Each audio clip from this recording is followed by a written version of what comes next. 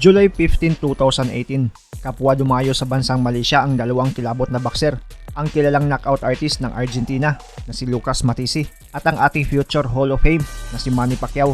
Ang laban ay para sa pagdipinsa ni Matisi sa kauna-unahang pagkakataon sa kanyang titulo na WBA World Welterweight title.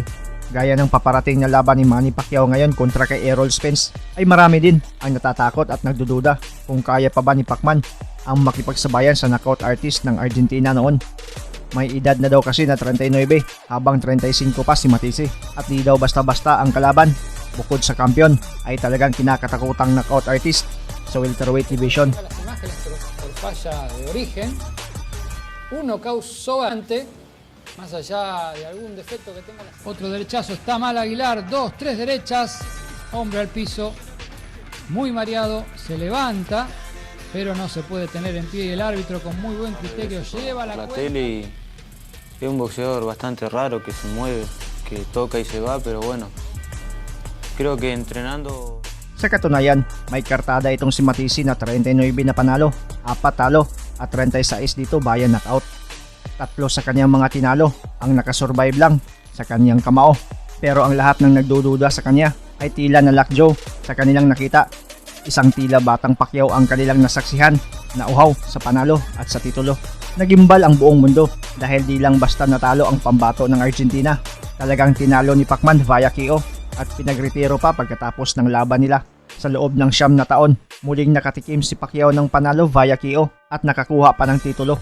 Sa kartadang 62 wins, 7 losses, 39 via knockout, ay si Lucas Matisi ang huli niyang tinalo na di umabot sa desisyon kasabay ang pagiging kampiyon.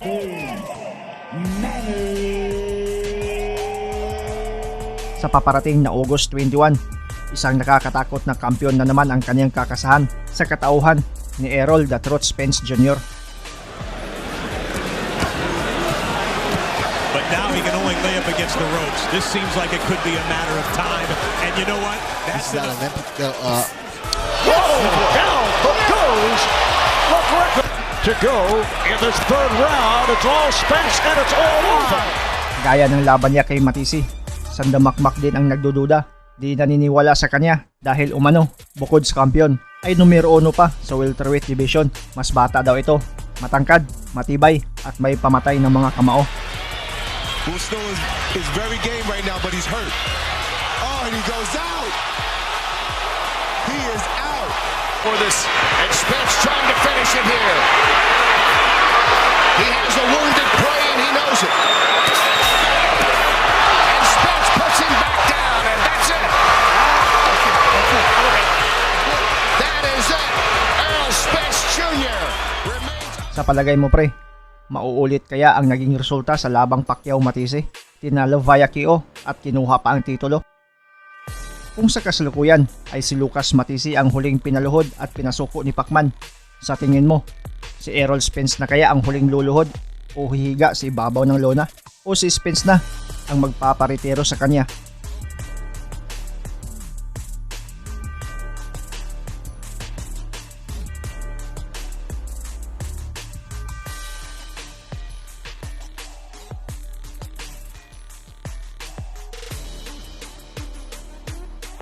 Ang inyong komento, suggestion at reaction ay welcome na welcome sa baba.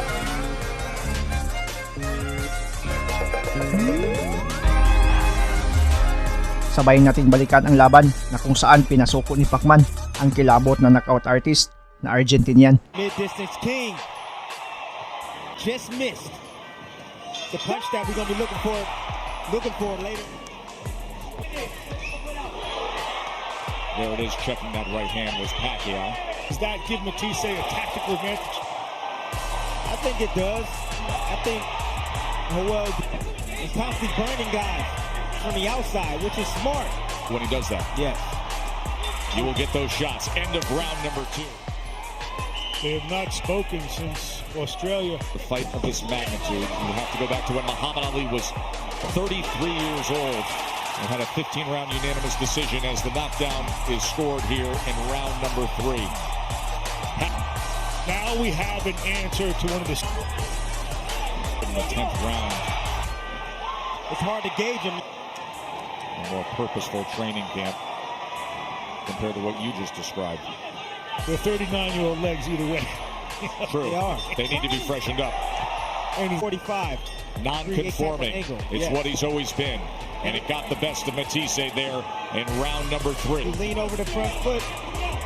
Uppercuts to Pacquiao. Trying to get around the guard now with that left hand. Finishes, you'll see. Right hand, he clipped him right there. Well, it seems to me that Matisse's best shot. I didn't see it coming.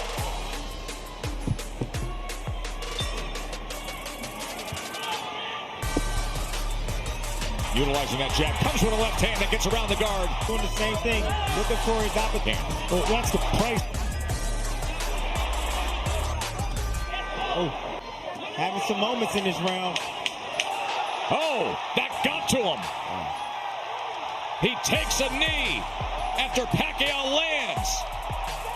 Second. Much, but you see the hesitation from Matisse.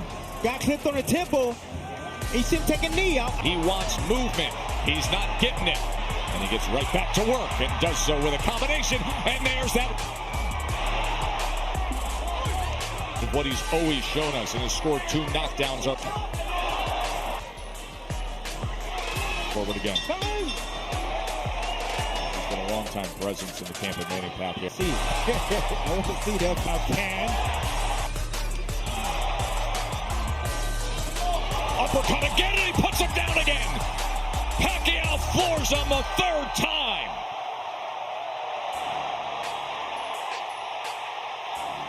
Pacquiao has done it. Knockout victory on his return fight. I agree with you. Over this course of this fight. That was a big shot. Yes, it was. I mean, that was a big, big shot, that left Ladies and uppercut. gentlemen, here in Kuala Lumpur, Malaysia, referee Kenny Bayless calls a halt to the contest following the knockdown. The welterweight champion of the world, the fighting pride of the Philippines, Manny.